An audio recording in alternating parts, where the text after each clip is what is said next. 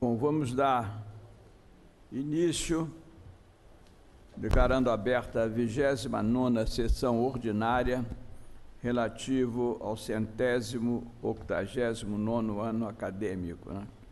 Dentro de um mês, faremos mais um ano de existência, que nós iremos fazer um dia antes, na sexta-feira. Bom, no expediente, colocar em discussão para aprovação, modificação, a ata de 19, a ata de 26 de abril, que foi por e-mail a todos, e sabendo se alguém quer fazer alguma manifestação. Se não, está aprovada a ata. O nosso primeiro secretário aqui, quero saber se o acadêmico Ricardo Cruz tem alguma comunicação a fazer.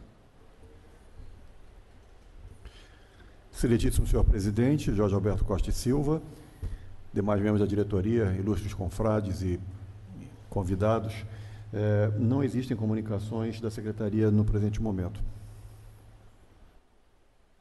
Muito obrigado. A palavra está franqueada aos acadêmicos. Acadêmico Gilberto Schwartzman.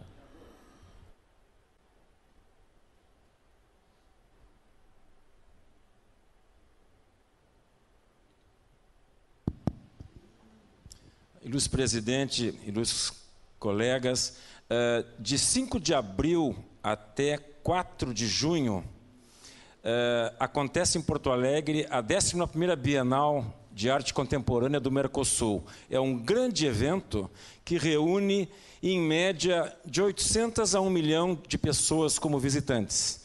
Eu tenho a honra e o privilégio, presidente, de presidir a Bienal do Mercosul nessa sua 11ª edição, e eu queria convidar todos os meus queridos amigos, confrades e confreiras, que compareçam à Bienal. É um grande evento de arte contemporânea, tem obras do mundo inteiro, já foi vista até o momento por mais de 400 mil pessoas. Isso envolve vários museus em Porto Alegre, no Centro Histórico.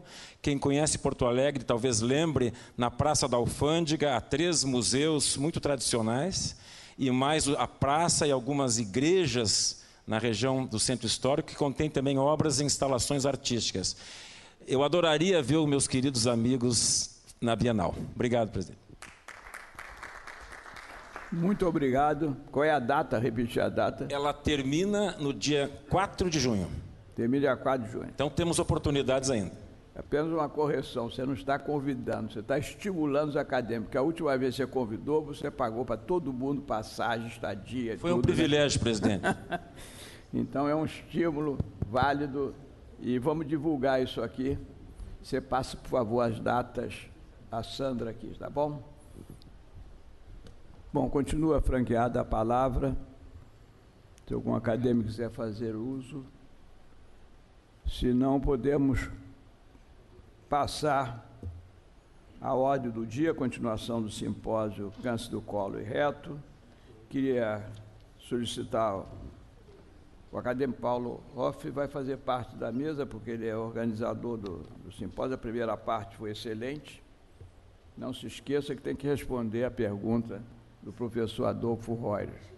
Tem 5 minutos a mais para falar sobre o seu tema. O seu tema de hoje é tratamento. Cadê o acadêmico Zé Carlos? Vai estar conduzindo tão bem. Então vem cá. Vem trabalhar um pouquinho, ajudar o presidente.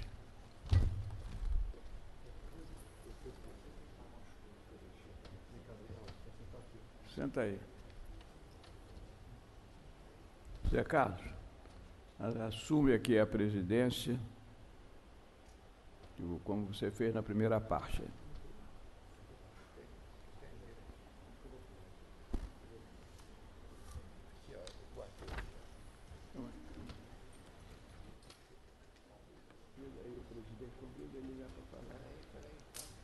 Ele tem que começar a falar, está perdendo tempo.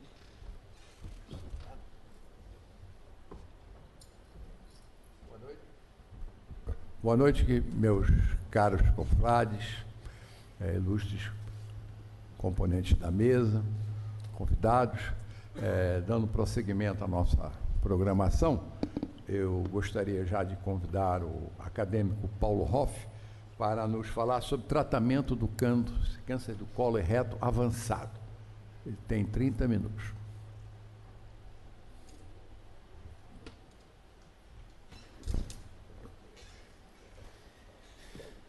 Senhor presidente, queridos confrades, confreiras, convidados, é um prazer estar aqui com vocês hoje para falar sobre o tratamento do câncer coloretal metastático.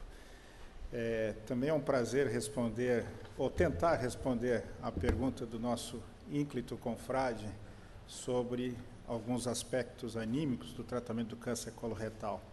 Pergunta extremamente apropriada, dada a dificuldade de adaptação de muitos pacientes a um câncer que frequentemente afeta a própria dignidade do paciente.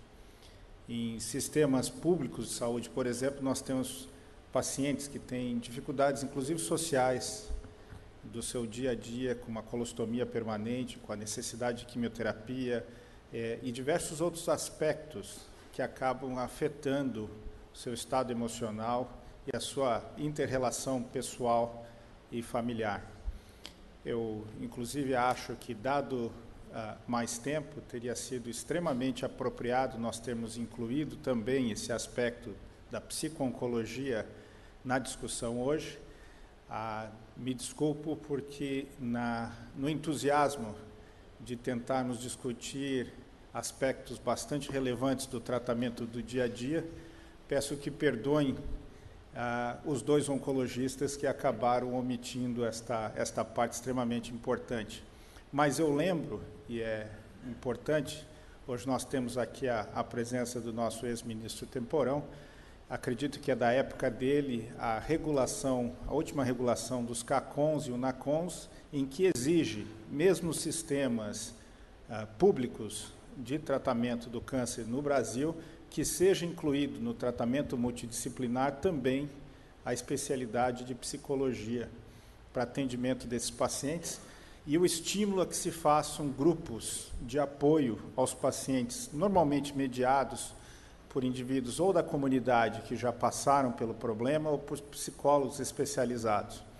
Recentemente nós tivemos uma discussão muito profícua na incorporação também de psico-oncologistas que ajudem não só a adaptação do indivíduo à sua condição atual, mas também a fazer um trabalho junto às famílias, particularmente crianças pequenas que podem ter dificuldades extremas de enfrentar a realidade de um pai e uma mãe sofrendo de uma doença terminal. Então, tudo que eu posso dizer, senhor presidente, é que nós nos penitenciamos, acredito que o acadêmico Zé Carlos do Vale divida comigo essa sensação, e não foi de maneira nenhuma por falta de importância do assunto, mas pela empolgação na inclusão de diversos assuntos relevantes à doença. Eu até sugeriria que talvez isso seja um assunto pertinente a uma conferência, especialmente porque não se restringe ao tratamento do câncer coloretal, mas atinge todos os tipos de tratamento, particularmente aqueles em que há uma desfiguração ou um comprometimento da qualidade de vida do paciente. O Dr. Daniel Tabac deve ter uma experiência muito importante nisso, por exemplo, pacientes com transplante de medula que às vezes ficam meses longe da sua família, em isolamento, numa situação em que lembra quase uma solitária de presídio, naturalmente com um objetivo diferente, mas igualmente difícil para a psique do paciente. Então, fica esse registro e a proposta que isso possa ser, eventualmente, talvez o ínclito acadêmico, Adolfo, possa, inclusive, liderar esse aspecto do seminário. Voltando, então, agora ao tratamento do câncer coloretal metastático, é algo extremamente relevante, não me repetirei nos números que foram habilmente apresentados pelo acadêmico Zé Carlos do Vale, depois repetidos pelo nosso colega, Dr. Jorge Sabaga, lembrando apenas que o câncer coloretal é um problema crescente, especialmente em países emergentes. Se nós olharmos a Europa Ocidental e os Estados Unidos, temos uma incidência decrescente do problema, possivelmente pela ampliação da oferta de colonoscopia, teste de sangue oculto nas fezes, mas em países como o nosso a incidência é crescente e nós vemos agora, como foi apresentado, algo que muito nos preocupa, que é o crescimento do câncer coloretal como causa de morte entre homens e mulheres e um aumento da incidência em pacientes jovens. Inclusive, em alguns países, como o Japão, onde o câncer coloretal não era considerado um problema relevante, ele começa a ultrapassar em certas áreas do Japão, inclusive a incidência do câncer de estômago, que costumava ser o problema prevalente naquele país. Esses números já foram apresentados.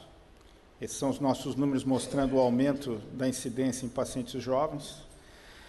E, me aprofundando diretamente no tratamento da doença metastática, eu lembro que o câncer coloretal é um dos primeiros tumores que teve um tratamento desenhado em laboratório para o seu tratamento. Esse é o 5-fluoracil, foi desenvolvido em 1957 pelo Dr. Heidelberger, e este tratamento é até hoje a base do tratamento do câncer coloretal metastático. Ele atua tanto a nível da replicação do DNA, quanto fragmentação e dano do RNA, e hoje nós acreditamos que o seu metapólito, o fluoro FD1MP, se ligando à timidilato sintase, é o principal modo de atuação do produto. E já na Áustria, nos anos 80, ficou demonstrado que o uso do fluoracil no tratamento de pacientes com doença avançada dobrava a expectativa de vida desses pacientes, que era de 6 meses sem tratamento e passava a 1 ano com o uso do fluoracil. Nós podemos usar também uma versão oral da mesma medicação. Esse produto que foi apresentado pelo acadêmico Gilberto Schwartzman como uma opção na adjuvância, também tem grande utilidade no tratamento da doença metastática. Nós tivemos a oportunidade de participar do desenvolvimento desse produto oral. É uma medicação que é absorvida intacta, e depois de absorvida, ela se transforma em fluoracil no fígado e dentro do tumor. Então, a concentração molar do produto dentro do tumor é muito maior do que a concentração circulante. Isso faz com que seja uma medicação particularmente interessante para uso associada à radioterapia.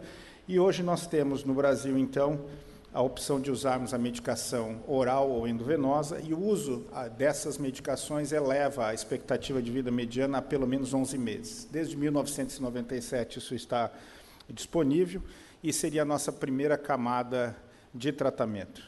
Em 1997, a novidade foi o surgimento de medicações distintas, o irinotecano e a oxaliplatina. Um é uma platina, o outro é um inibidor de topoisomerase 1. E essas medicações mostraram uma atividade complementar ao fluoracil e foram desenvolvidas como combinações. Eu apresento-as juntas porque ficou muito claro durante o desenvolvimento, tanto do irinotecano quanto da oxaliplatina, que o importante era a exposição do paciente às 3 drogas ativas, então, fluoropirimidina, irinotecano e a platina. E essa é uma curva interessante, mostrando uma revisão de estudos clínicos anteriores, em que mostrava que o percentual de pacientes nesses estudos que haviam recebido as 3 drogas correlacionava-se com a sobrevida esperada. E havia, então, uma mediana de sobrevida esperada de mais ou menos 23 meses se todos os pacientes recebessem os 3 produtos em qualquer tipo de sequência, independente de que produto fosse usado inicialmente e que tipo de sequência fosse feita. O interessante é que estudo após estudo confirmou que o limite da quimioterapia, em termos de prolongamento da sobrevida dos pacientes com câncer coloretal, situa-se ao redor de 23 meses, sendo necessário outros tipos de tratamento para melhorar esse resultado. O resultado começou a realmente se modificar de uma forma mais dramática quando foi notado que, embora a sobrevida mediana se situasse ao redor dos 23 meses, os pacientes tinham uma taxa de resposta elevada, passando frequentemente de 50%, ou seja, mais da metade dos pacientes tinha uma redução da massa tumoral de mais de 50%. E diversos investigadores, principalmente na França, começaram a postular que pacientes com doença metastática que tivessem o seu tumor reduzido seriam bons candidatos para tratamento cirúrgico.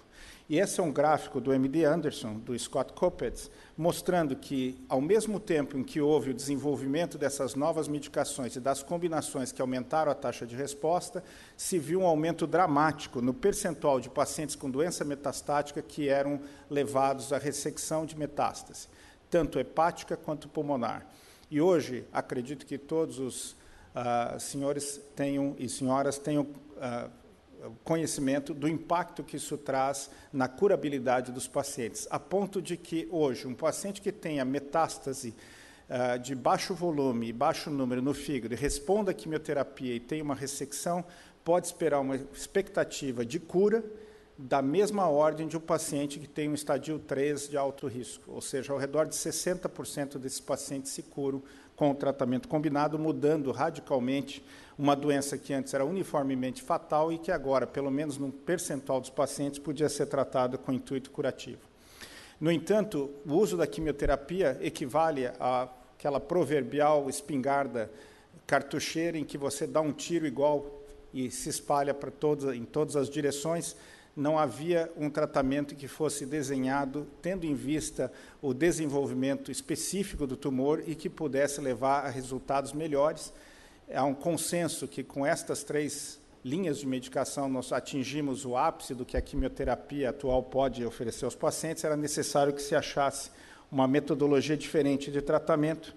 E isso surgiu no final dos anos 90, quando se reconheceu que praticamente todos os tipos de câncer têm algo em comum, que é uma modificação do seu código genético que leva a mais ou menos 11 tipos de alterações nas atividades celulares, e essas modificações estão diretamente associadas à formação do tumor. Claro que o tumor não precisa ter as 11, mas frequentemente há combinações, e se imaginou que se houvesse a determinação de qual dessas vias estivesse alterada num caso particular de câncer, que poderia se desenvolver um tratamento específico.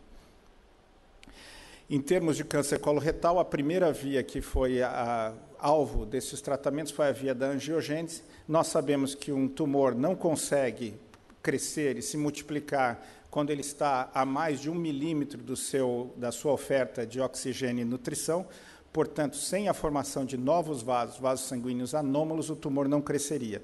Há também uma evidência muito forte de que, com o uso de uma substância anti-angiogênica que bloqueie a via do fator de crescimento vasculoendotelial, que há uma regressão destes vasos anômalos que se formam para alimentar o tumor, e isso poderia levar a uma redução do tumor por si só, e também, com esta redução, há, paradoxalmente, uma redução da pressão intratumoral que faz com que o acesso do sangue, do fluxo sanguíneo melhore, e a quimioterapia, que antes não conseguia penetrar dentro do tumor, passa a penetrar melhor. E foi, então, feito diversos estudos que combinaram terapias anti-VEGF, portanto, anti-angiogênicas, com quimioterapia. Esse é um resumo desses estudos todos, são 20 anos de desenvolvimento, mostrando que anticorpos anti-VEGF e inibidores de tirosina quinase que atuam na via do VEGF atuam e têm efeito contra as células tumorais. O efeito não é tão marcante como se esperava anteriormente, mas definitivamente a adição de um anti-VEGF adiciona ao resultado, tanto em termos de resposta, como sobrevida livre de progressão e sobrevida mediana aos pacientes, entendendo que os resultados são muito aquém do que nós ainda gostaríamos de ter, mas permanece hoje como uma ferramenta importante no tratamento destes pacientes. Hoje nós temos 3 drogas antiangiogênicas disponíveis no Brasil, o bevacizumab e o aflibercept, que são anticorpos. O aflibercept é um anticorpo especial, e o regorafenib, que é uma molécula pequena que inibe tirosina quinase. Há também a ideia de que você pode selecionar outros grupos de pacientes que possam ser tratados de outra maneira, e aí a via do EGF, do fator do crescimento epitelial, é a via que realmente proveu essa mudança de paradigma, o modelo ideal para mudança de paradigma. os receptores de EGF estão presentes em praticamente todas as células epiteliais, mas frequentemente presentes nas células tumorais, e a ideia de que, se você bloquear este receptor, você inibe a proliferação celular e você reduziria, então, o crescimento e, eventualmente, inclusive, reduziria o tamanho dos tumores.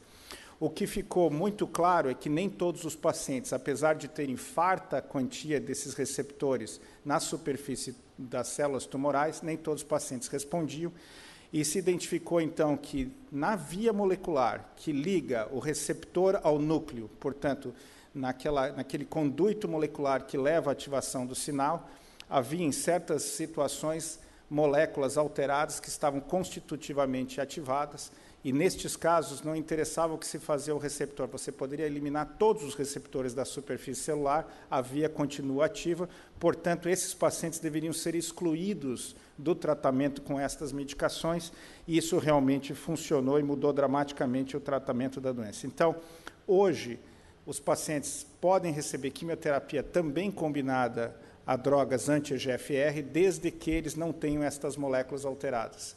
NRAS, KRAS, BRAF, são moléculas que, quando alteradas, impactam a resistência dramaticamente. Hoje, menos de 40% dos pacientes têm essa característica favorável, portanto, uma minoria dos pacientes pode receber o tratamento, mas, quando recebem, as taxas de resposta e o impacto na sobrevida é muito claro. Em termos de metástase hepática, de interesse particular aos colegas cirurgiões, as taxas de resposta de quimioterapia com anti-EGFR num paciente que tenha essas moléculas selvagens passa de 70%, aumentando bastante a possibilidade de um eventual resgate cirúrgico. Essas medicações têm atividade como agente único e, particularmente importante, elas têm a mesma atividade quando usadas em primeira, segunda ou terceira linha. Então, aqui nós já temos 4 linhas de tratamentos, e o tratamento atual dos pacientes com câncer coloretal se baseia nestas medicações, mas não é só, nós temos outras possibilidades terapêuticas agora. O que é importante é que, usando-se todas essas medicações, aquela expectativa de vida que era de 6 meses, agora passa de 30 meses. Esse é um número, para nós, muito auspicioso, e este gráfico mostra que, embora os avanços tenham sido lentos, eles são constantes, e nós saímos de uma realidade, 30 anos atrás, de uma expectativa de vida de 6 meses a uma expectativa de vida de praticamente 3 anos, em média, aos pacientes, com alguns pacientes vivendo mais de 10 anos, portanto, com a doença, mas com a doença bem controlada e com boa qualidade de vida. Hoje nós estamos mudando a maneira como nós fazemos a patologia desses pacientes. Nós estamos evoluindo do HE para a demonstração de alterações moleculares significativas, como NRAS, KRAS e BRAF, e nós acreditamos que isso seja a via do futuro, o Next Generation Sequencing. O acadêmico Daniel Tabac mencionou se esses testes estão prontos para serem usados comercialmente em todos os pacientes. Certamente que não, mas essa é uma visão de futuro, não a visão atual. Interessante, Dr. Tabac, é que recentemente foi apresentado um trabalho mostrando que o QALY, ou seja, o custo de o ganho de 1 ano de vida com boa qualidade do paciente é de $1.400.000 com o uso desses testes. Então, claramente não é algo que deva ser preconizado para uso generalizado, mas com a redução constante do custo destes testes e com a melhoria da disponibilidade de novos agentes, talvez seja a ferramenta a ser dominada, utilizada em situações especiais, para que futuramente possa ser parte do tratamento, que hoje certamente não é, até porque o QALY está muito longe do preconizado pela Organização Mundial da Saúde, que seria 3 vezes o PIB per capita de uma nação, para nós aproximadamente $30.000, de 30 mil para 1.400.000, tem uma certa distância a ser corrigida. Mas o que esses testes mostraram até agora, e isso sim é relevante, é que não existe o câncer coloretal. Você tem diversos tipos de doenças que são agrupadas sobre esse título. Esse é um trabalho muito relevante, teve a participação de um médico brasileiro, Dr. Jimstein. Ele hoje está na Espanha, e ele ajudou a fazer uma nova classificação no qual os tumores coloretais são distribuídos em 4 grupos. E esses 4 grupos têm características absolutamente distintas em termos de frequência, localização e resultado do tratamento. Então, por exemplo, o primeiro grupo, CMS1, representa apenas 15% dos pacientes, é um tumor extremamente hipermutado, ou seja, tem um grande número de mutações, e é um tumor que tem características de resposta muito diferentes do CMS2, que é o mais comum, que é o canônico, seria o tumor usual. E nós temos, inclusive, o CMS4, que é quase como um sarcoma, e, portanto, respostas ao tratamento absolutamente distintas entre os 4 grupos. Eu tenho aqui uma curva de sobrevida global de pacientes com câncer coloretal metastático, divididos pelo subtipo molecular. Todos tiveram os mesmos tipos de tratamento.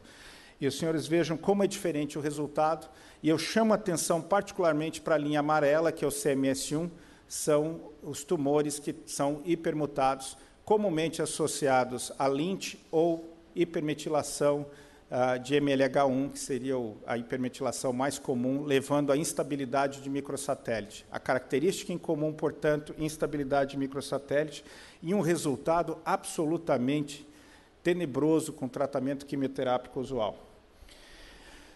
Mudando rapidamente em direção à imunoterapia, e isso tem tudo a ver com essa divisão dos tumores coloretais, nós sabemos hoje que o processo de defesa imunológica do organismo é extremamente complexo, tem diversas etapas, e nós sabemos que os tumores, eles se utilizam de ferramentas inatas do nosso próprio DNA para criarem camuflagens que os protejam do nosso sistema imune. Hoje nós temos conhecimento e disponibilidade de medicamentos suficiente para removermos a camuflagem dos tumores em certas situações. Uma situação que é particularmente importante são aqueles tumores que são hipermutados. Essa hipermutação ainda está em fase, acredito eu, de estabelecimento, de se estabelecer exatamente o que isso significa, mas hoje, na área da oncologia clínica, nós costumamos dizer que um tumor que tenha mais de 10 mutações por megabase teria um tumor hipermutado. E esses tumores, eles são de grande relevância porque estas mutações podem levar à formação de proteínas anômalas que são antigênicas. E, portanto, esses tumores têm mais capacidade de levar uma resposta imunogênica do organismo, ou pelo menos tentarem estimular, porque há grande quantidade de novos epitopos diferentes que podem estimular o sistema imune.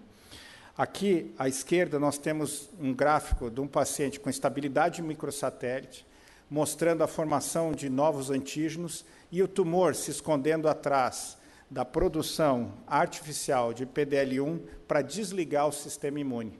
É interessante que dentro daquele grande número de maneiras em que o tumor tem de se camuflar, esses pacientes com estabilidade microsatélite tendem a usar a hiperexpressão de PDL1 como maneira primordial de desligar o sistema imune, as células naturalmente assassinas do paciente. E nós temos hoje a capacidade de bloquearmos esse receptor e fazermos com que o sistema imune não seja enganado pelo tumor e passe, sim, a ser ativado pela expressão desses neoantígenos. E hoje há um grande interesse, então, em tumores que têm estabilidade microsatélite como alvos potenciais de imunoterapia. O Dr. Jorge Sabaga mostrou rapidamente esse estudo. Eu chamo a atenção de vocês aos gráficos acima, em preto, a sobrevida dos pacientes que tinham tumores com instabilidade microsatélite, tratados com imunoterapia, e em amarelo os tumores que não tinham estabilidade de microsatélite, mostrando, então, o potencial do uso desse tipo de medicação. Esse estudo foi continuado, era um estudo de 3 braços, câncer coloretal com instabilidade, câncer coloretal sem instabilidade e qualquer outro tumor com instabilidade microsatélite. Depois foi removido o braço que não tinha estabilidade e continuou, então, fase 2, em que incluía câncer coloretal com instabilidade e qualquer outro tumor com instabilidade. Aqui uma distribuição gráfica dos pacientes, 86 pacientes foram incluídos, metade tinha câncer coloretal e os outros um grande número de tumores.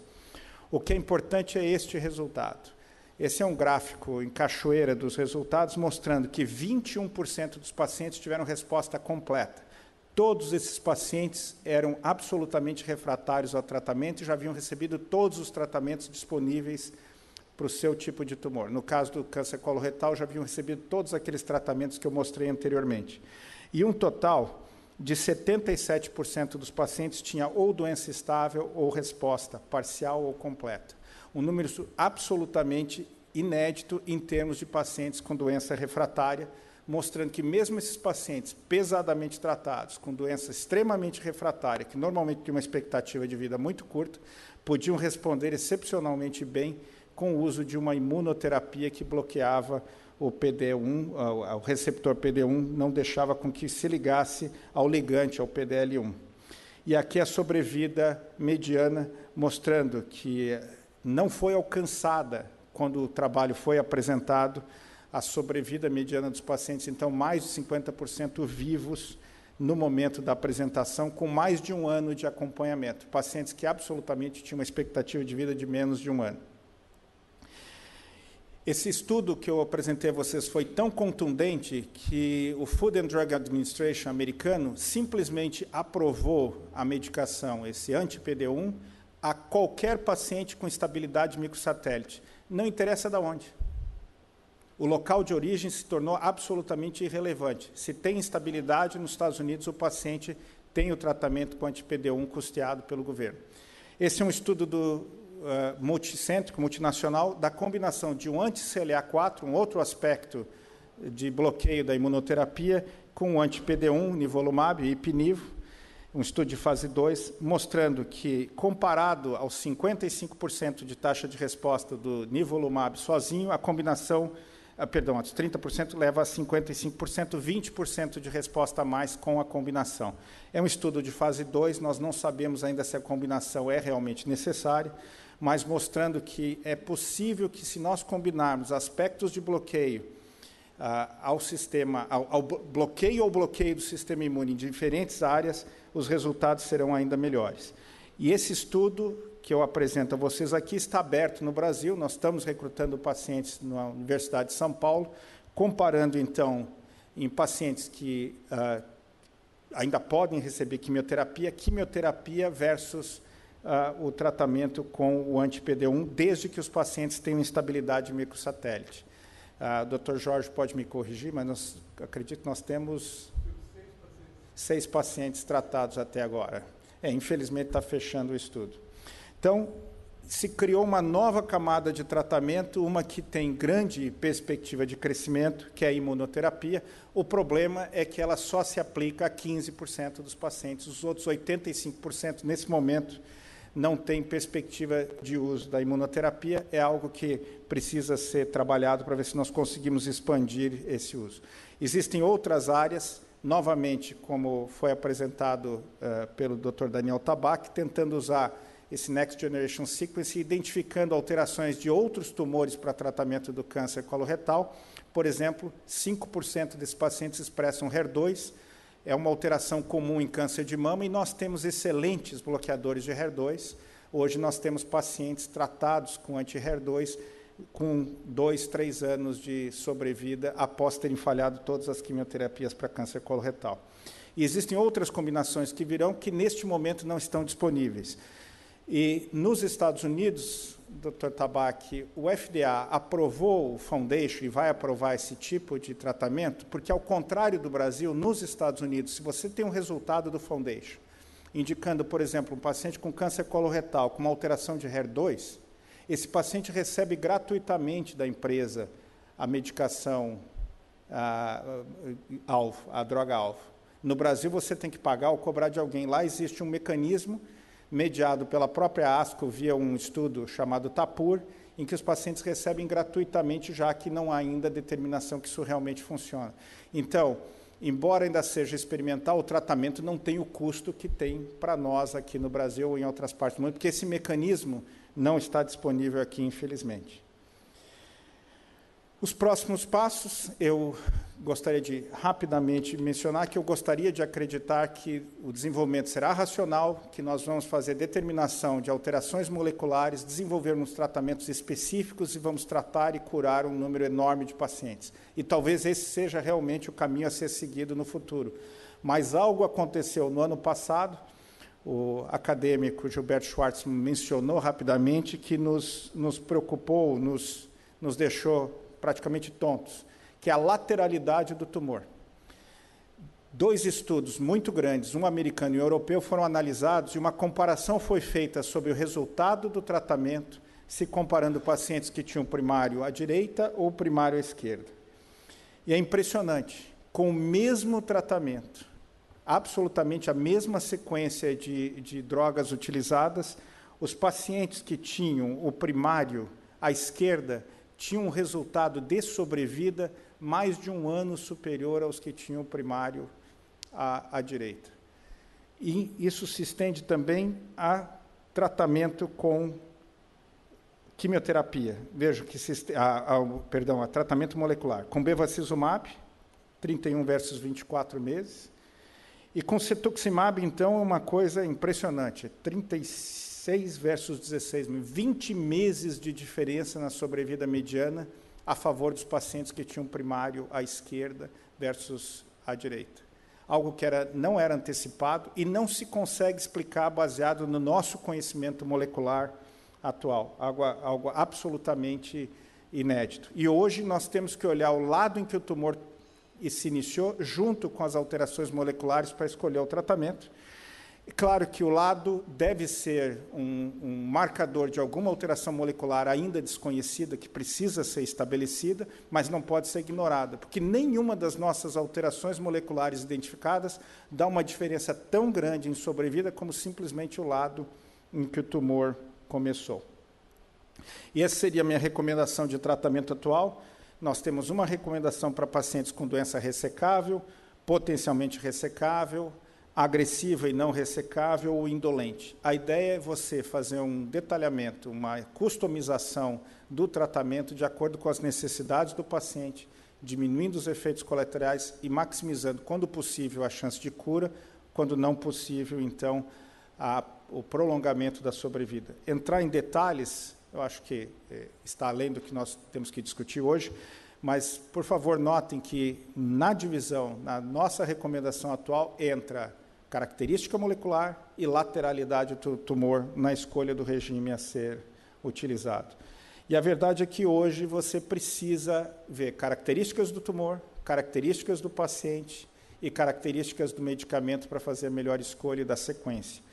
E no Brasil e em muitos outros países, o custo é algo que não pode ser esquecido, porque tudo isso que é novo, que está sendo trazido a um preço realmente exorbitante. Mas eu sempre lembro que, na Segunda Guerra Mundial, Patton, contra ordens, na invasão da Sicília, tomou Messina, né? E era para o Marechal Montgomery tomar Messina com os ingleses, o Patton foi com os americanos tomou, e ele recebeu um telegrama do Marechal Alexander, que era o superior imediato, dizendo, não tome Messina. E ele mandou um telegrama de volta, eu já tomei, quer que eu devolva para os alemães?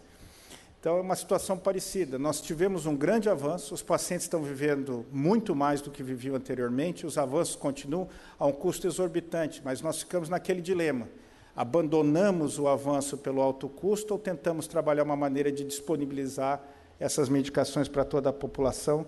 E eu acho que é claro que, com o avanço recente, nós não podemos abandonar o que foi feito, temos que trabalhar juntos como sociedade. E aqui não estou falando do Brasil, porque esse problema é um problema mundial.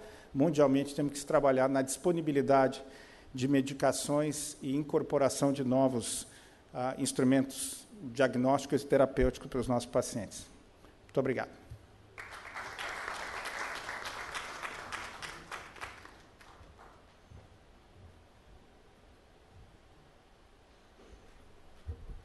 Acadêmico Paulo Hoff, sentar-se. Em seguida, eu vou prosseguir a nossa reunião com a última conferência da noite. Eu convido o doutor Eduardo Acais, do Hospital de Clínicas da Universidade Federal de São Paulo, da USP, que vai nos falar sobre indicações de peritecnomia e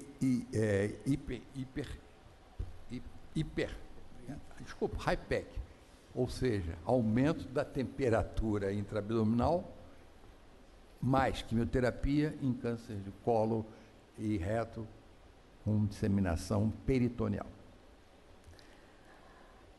Excelentíssimo senhor presidente, Jorge Roberto Costa e Silva, membros da mesa, acadêmicos aqui presentes, convidados, senhoras e senhores. É uma honra, um prazer muito grande estar aqui nessa sessão solene para falar sobre esse assunto. Depois dessa excelente apresentação do professor Paulo Hoff, eu acho que nós cirurgiões vamos perder o emprego em breve. Mas enquanto a droga não está disponível, vamos lá, vamos falar sobre o que temos aqui a ser feito. A doença do cólon pode se dar metástase para o peritônio, e hoje nós consideramos a doença, a carcinomatose peritoneal, como uma metástase no peritônio, como se for uma metástase para fígado, para pulmão, para cérebro, etc., considerando como um órgão o peritônio. E através de uma esfoliação de células do tumor, cai na cavidade, o líquido peritoneal leva a vários lugares, com os processos inflamatórios desencadeiam o processo de invasão, pode atingir linfáticos e circulação subperitoneal, e daí disseminar tanto para a cavidade quanto para a circulação sistêmica. A gente vê isso no grande aumento, onde existe muitos canais linfáticos, e essas células tumorais têm uma certa uma preferência na tentativa de sair pelos ductos linfáticos e acaba fazendo esses grandes aumentos cake, particularmente no carcinoma do apêndice mucinoso. E às vezes formam grandes aumentos cake, como vocês estão vendo aqui, numa peça que pesou quase 8 quilos, né? Também originário de um tumor de apêndice, mucinoso de apêndice. O interessante é que na doença do cólon existe um nicho de pacientes, cerca de 20% a 30% dos pacientes, que pode ter metástases exclusivamente peritoneal. E tem vários estudos que mostram esses dados. Entretanto, a sobrevida desses pacientes com carcinomatose é extremamente baixa. Então, esses dados são bem antigos, na fase das fluoropirimidinas e leucovorin, mas, de qualquer forma, com as quimioterapias modernas, modificou bastante esse quadro, mas também ainda necessita de tratamento adicional. O câncer metastático para o peritônio é tão importante e de tão mau prognóstico que na 8ª edição do TNM, vocês veem aí, que tem o M1C, que é exclusivo do peritônio. Ele está no pior das situações do estadiamento e ganha um estadio 4C. Então, veja como realmente a doença peritoneal é um dos piores dos pacientes metastáticos. Esse é um estudo interessante do Franco, que pegou um banco de dados de 2 grandes outros estudos clínicos, comparando drogas, e que separou em 2 grupos, os que tinham estadio 4 por doença peritoneal e os que não tinham doença peritoneal. E veja que a curva é muito diferente.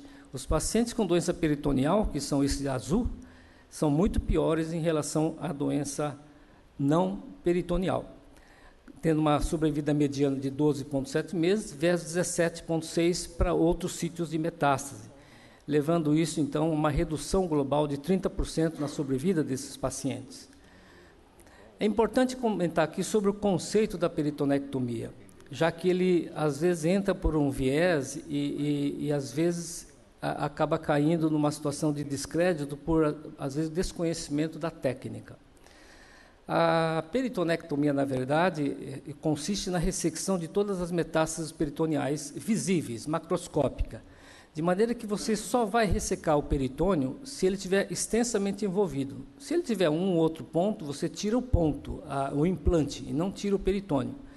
A ideia, na verdade, é preservar as superfícies isentas de doença, fazer a ressecção máxima da doença, conseguir uma ressecção R0, e então aplicar a quimioterapia peritoneal hipertérmica a seguir.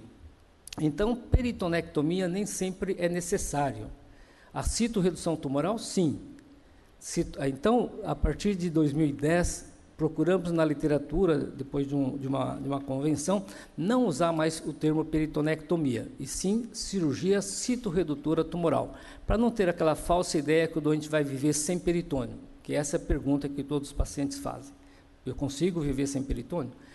Na verdade, assim, há uma peritonectomia, por exemplo, do diafragma direita, como vocês estão vendo aqui, porque é impossível clarear todos esses nódulos no peritônio diafragmático. É mais fácil tirar o peritônio. Então, nessa situação, sim, faz peritonectomia. Caso contrário, não, resseca as lesões, os implantes, que são poucos. E o objetivo final, evidente que isso aqui não é um caso de câncer coloretal, mas é ressecar o máximo de lesões e deixar a cavidade abdominal absolutamente isenta de lesão macroscópica. Então, para doença visível, cirurgia.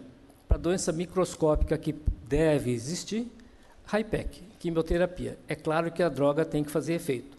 E tem uma frase do Dominique Eliard, que se aposentou o ano passado, que é importante que o cirurgião acredite na eficácia desse pacote, porque senão ele quer ir embora mais cedo, a cirurgia é mais rápida e você deixa a doença para trás. E se ficar a doença para trás, vocês vão ver adiante que implica no prognóstico dessa modalidade terapêutica. Então, no final do procedimento, quando já não há doença visível, é feito então esse coliseu.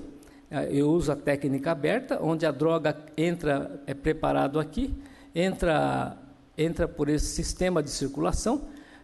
Nós usamos aqui uma máquina de extracorpórea adaptada, circula no abdômen a 42 graus de temperatura e aqui volta para aquecer e manter a mesma temperatura. Com a técnica aberta, a gente consegue manipular lá dentro, homogeneizar a temperatura e, eventualmente, procurar mais alguma outra nódulo de implante que passou desapercebido. É muito importante a gente estimar o volume de doença que existe na cavidade. Para isso, tem esse Peritoneal Cancer Index, que é o mais utilizado no mundo, onde se divide o abdômen em várias regiões, e aqui são 13 regiões, 9 aqui e mais 4 no intestino delgado, jejum proximal distal, ilho proximal, ilho distal, e dando pontuação que varia de 0 a 3, totalizando no total 39 nas 13 regiões. Então, é dessa forma que a gente consegue, então, ter alguns parâmetros para dizer o volume de doença peritoneal que o doente tem.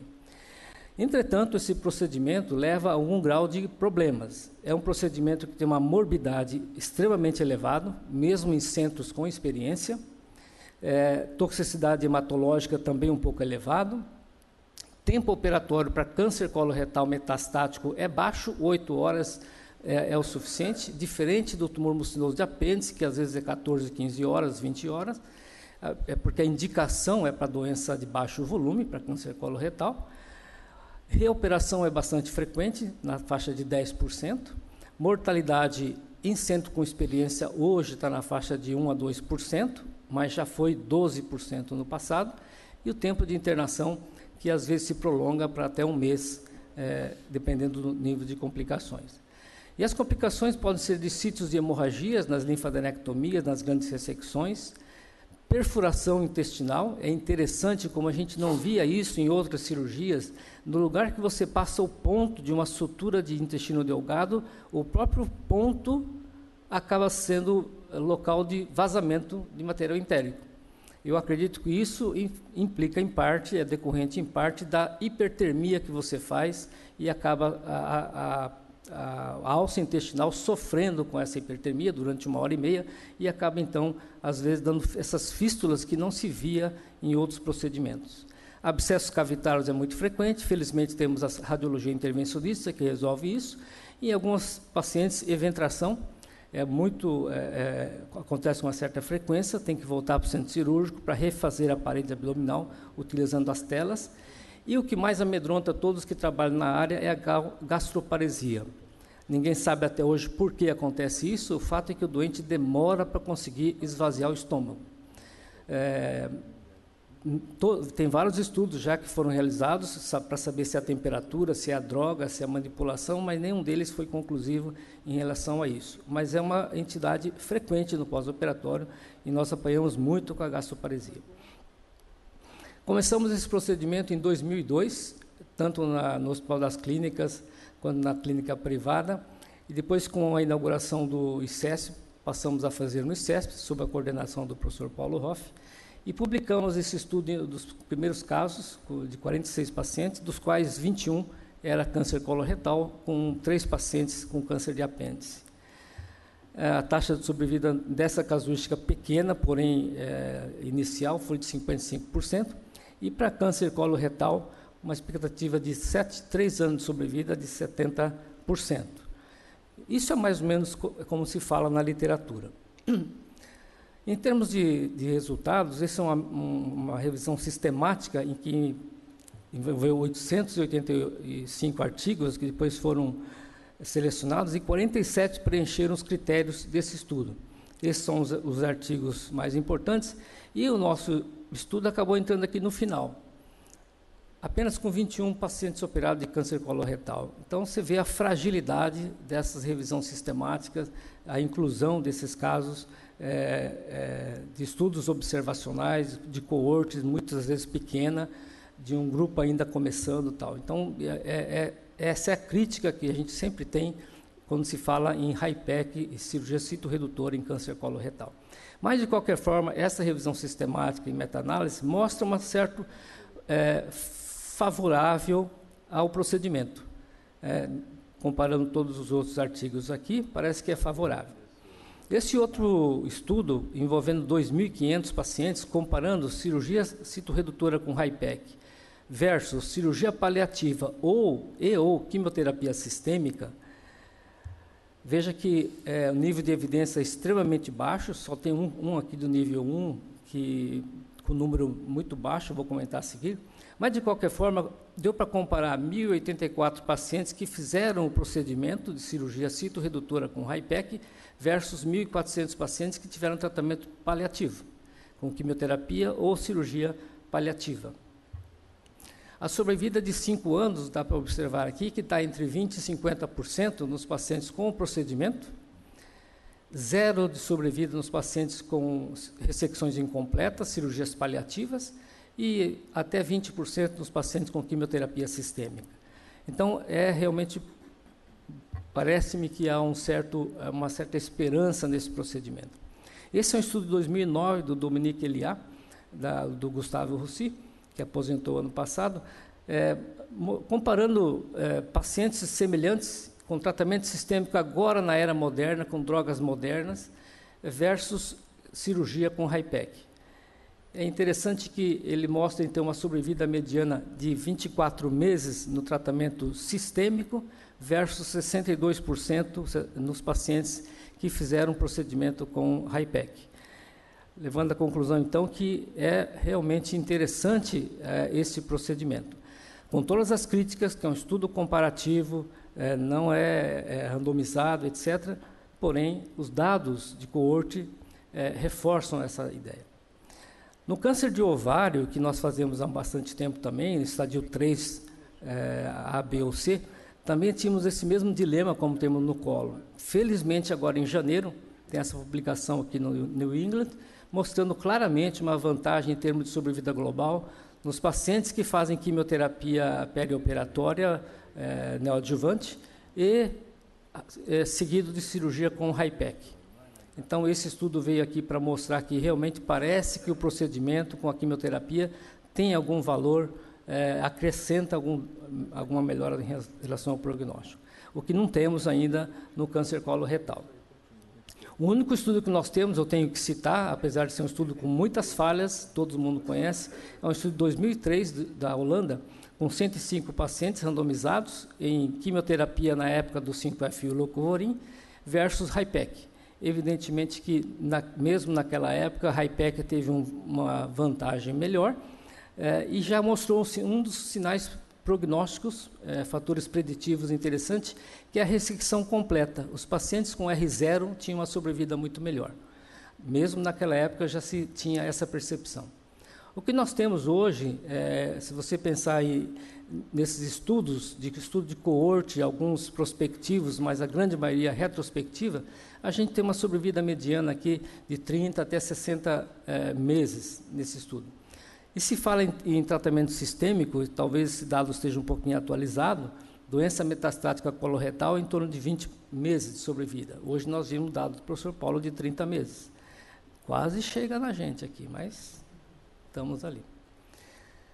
Será que HIPEC é tão importante ou é a citorredução que é importante?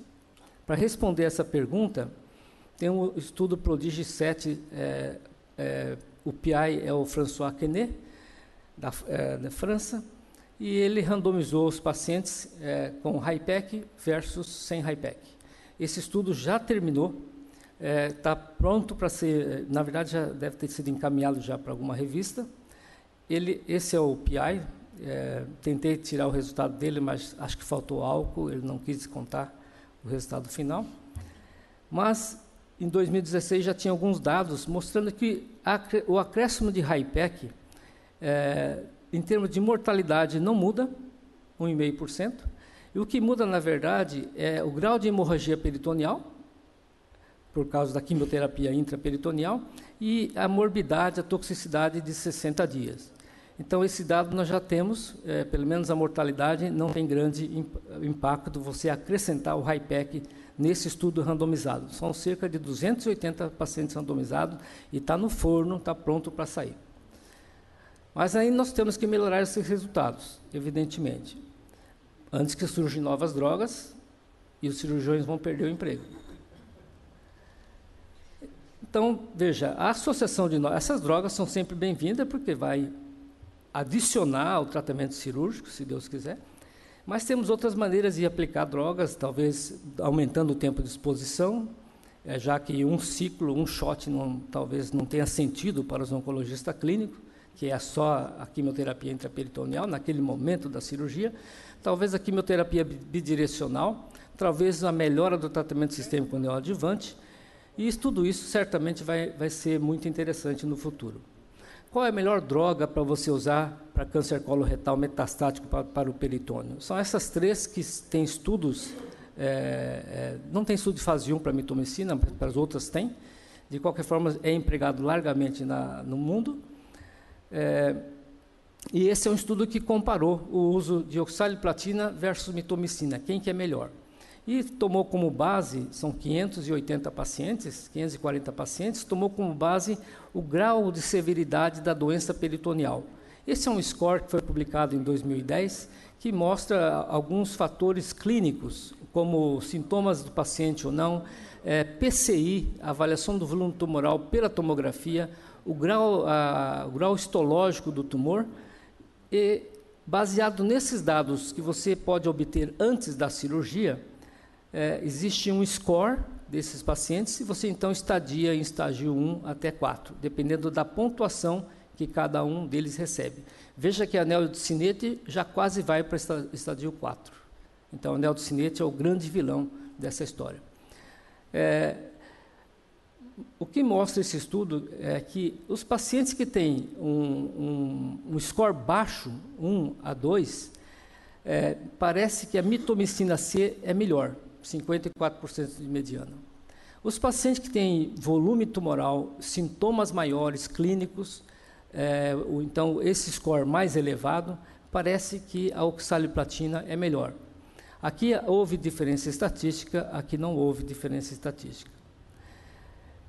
Então, veja que nesses pacientes, então, a sobrevida mediana com mitomicina foi de 32,7 meses e a oxaliplatina 31,4, mas não teve diferença estatística. Aqui sim, nos pacientes que tiveram ressecção completa e baixo índice, baixo score de severidade da clínica do abdômen, a mitomicina de 54 meses e a oxaliplatina de 28 com P significativo. Então, realmente, parece que esse é o divisor de água. Bom, como obter os melhores resultados? Evidentemente, seleção de doente. Se a gente selecionar melhor os doentes, claro que os resultados serão melhores. Então, antever a possibilidade de ressecção completa das lesões, porque todos os estudos mostram que CC0 ou CC1, doença não visível, tem melhor prognóstico. Então, PCI baixo, não envolvimento do intestino delgado, performance status bom, até 2, histologia favorável e resposta à quimioterapia sistêmica. Esses vários estudos mostram a importância do PCI, veja que PCI menor do que 10, a curva é esta, ressecção completa, a curva é essa aqui, de maneira que esses dados são muito importantes. Esse é um estudo da Bélgica, o Van Kutsen, que é um oncologista clínico muito competente do grupo dele, mostrando então alguns outros fatores, como o PCI, ele fez um cutoff de PCI de 15 para cima ou abaixo de 15, e veja que a sobrevida desses doentes mudam completamente, quando é acima de 15 e abaixo de 15. O grau histológico, esses dois do mesmo paciente, você vê que as lesões, apesar de ser numerosos implantes no mesentério, são lesões bem circunscritas que você consegue ressecar essas lesões todas e deixar ele sem lesão visível, como aqui, até o apêndice aqui envolvido pelo implante. É muito diferente dos 3 de baixo, onde nós temos uma infiltração do mesentério, retraindo o mesentério. Isso aqui é impossível você fazer uma ressecção incompleta, bem como este outro que tem até uma infiltração da própria parede abdominal. Então, a histologia é muito importante para você selecionar o doente. Na busca desses fatores preditivos de melhor resposta, de melhor resultado, esse é um estudo holandês, em que tenta procurar alguns fatores clínico-patológicos que pudesse analisar, então, ou selecionar melhor os doentes. De 4.000 estudos, acabaram ficando com 25 estudos que foram incluídos. Veja que, nesse estudo, o importante, assim, em relação à metástase hepática, parece que é favorável, é melhor não ter metástase hepática junto com a ressecção da doença peritoneal. O sexo não teve nenhuma diferença. O ICOG melhor, o paciente com status performance melhor, vai melhor também. A resposta à quimioterapia é levemente melhor também. E em relação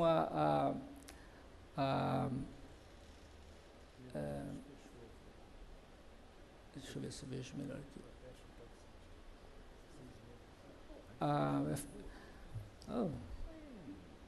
O grau histológico, a neotocinete. A neotocinete é o grande vilão. Realmente, a neotocinete é desfavorável para esse tipo de paciente. Além disso, também, a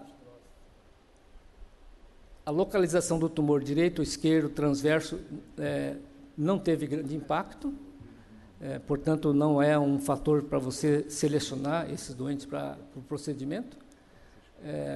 Presença de linfonodo no tumor primário tem importância também, é melhor que não tenha linfonodo. A diferenciação celular também tem importância. Histologia mucinosa tanto faz, não faz nenhuma diferença, e a neotocinete aqui faz uma diferença grande. Então, a conclusão desse estudo é que ele conseguiu garimpar mais alguns outros fatores que você pode, então, talvez declinar da indicação desses pacientes. Doença metastática, ICOG ruim, presença de linfonodos, grau de diferenciação, neotocinete, etc. Então, esses dados todos podem colaborar para você selecionar o doente melhor. Esses são os vários cutoff de vários estudos que foram analisados, e dá para observar aqui que quando o PCI é baixo, em torno de 6, a sobrevida é excelente, 70% de 5 anos. Quando você tem um cutoff de 20, a sobrevida de 5 anos é absolutamente zero, daí para cima. Então, é contraindicado acima de 20, entre 12 e 15 talvez seja o melhor cutoff para você decidir pela cirurgia ou não. Mas existem algumas dicas que você pode ver ainda antes da cirurgia, que pode te predizer que você não vai conseguir uma citorredução completa, que são a obstrução de via biliar, sinais de obstrução de vias urinárias, mais de um ponto de obstrução no trânsito digestivo, envolvimento do mesentério e envolvimento do ligamento gastrohepático. Outro critério também importante que você pode ver também por imagem é envolvimento do intestino delgado. Esse é um estudo francês também com 140 pacientes, em que ele observou que quando o PCI é menor do que 15, a sobrevida é esse azul. Quando é maior do que 15, é essa linha preta aqui. Entretanto, quando tem doença no intestino delgado, que é dividido em 4 setores, né? Jejum proximal distal, ilho proximal, ilho distal, dependendo do volume de doença no intestino delgado, a curva também diferencia. É melhor não ter doença no intestino delgado. E, finalmente, mesmo que o PCI esteja abaixo de 15, se ele tiver com envolvimento do delgado no ilho terminal, que é o segmento 12, essa curva lilás traz um resultado muito ruim. E o ilho terminal e o seco, como é uma alça fixa, frequentemente ele é envolvido por implante. Então, muita atenção quando você vê na imagem implantes no ilho terminal.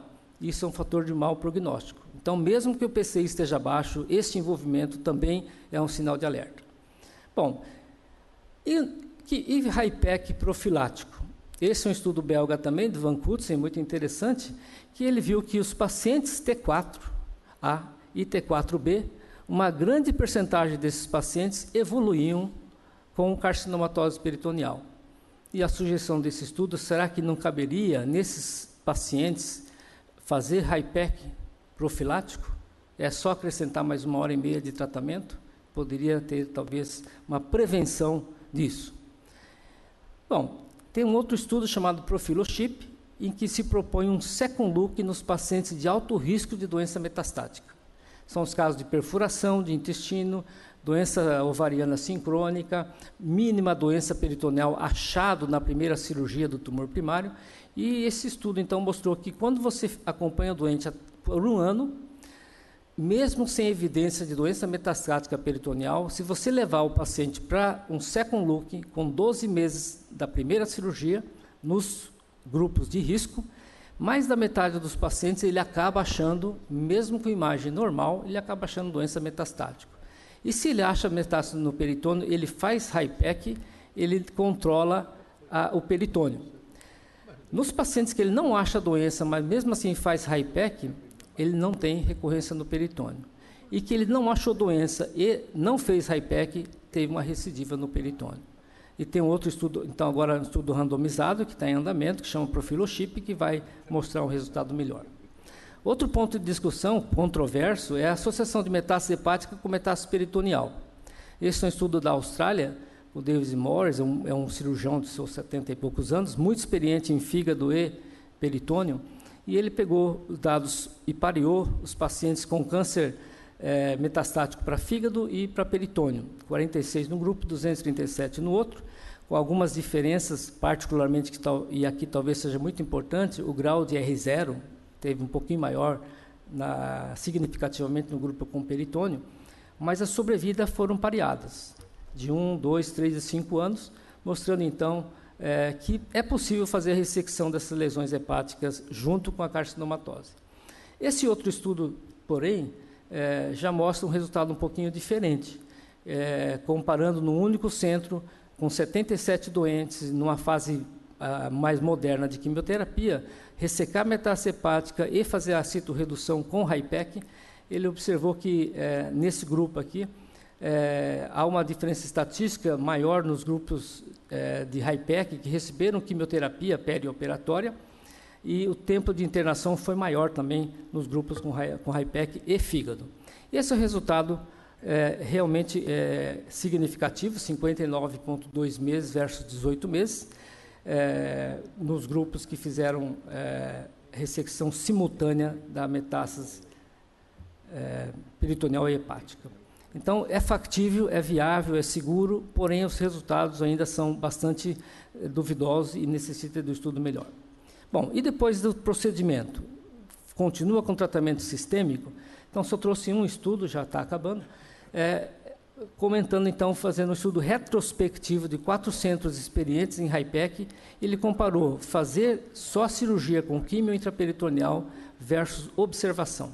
São 220 pacientes no estudo, e no grupo com quimioterapia tinha que ter pelo menos um ciclo dentro de 3 meses da cirurgia. O que nem sempre é fácil, porque a recuperação depois de HIPEC é bastante tormentosa depois. Ele mostrou que os grupos, a grande maioria eram tumores avançados, fatores desfavoráveis, a maioria era N1, N2, boa seleção de doentes, PCI baixo,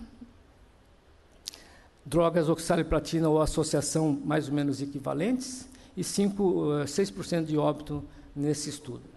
A análise multivariada desse estudo mostrou que PCI fez a diferença, em todos os estudos mostram a mesma coisa, e o intervalo entre o diagnóstico da carcinomatose e o tratamento com citorredução e HIPEC também fez a diferença. Só que a curva de sobrevida não houve diferença estatística.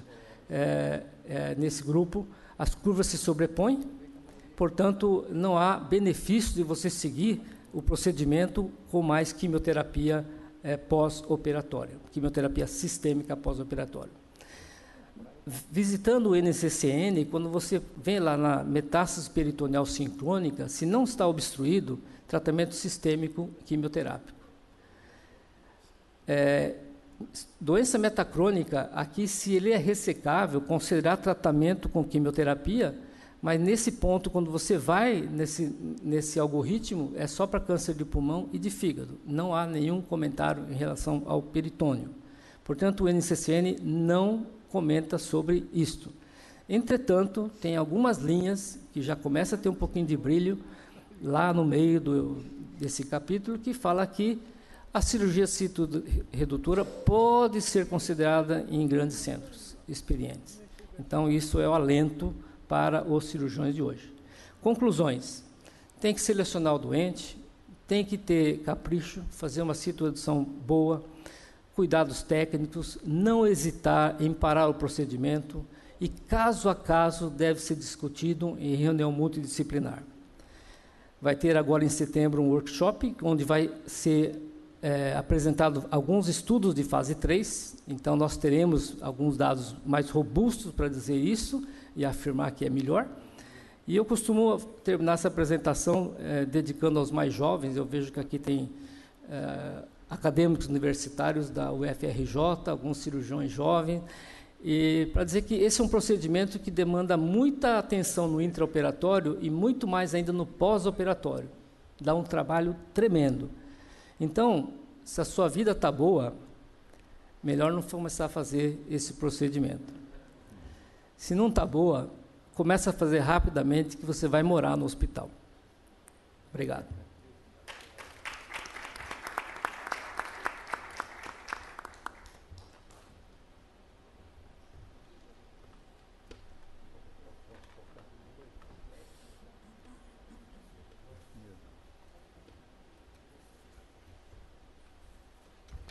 Eu convido o acadêmico Daniel Tabac para fazer parte da mesa, que nós vamos começar a parte da discussão dos duas conferências aqui apresentadas.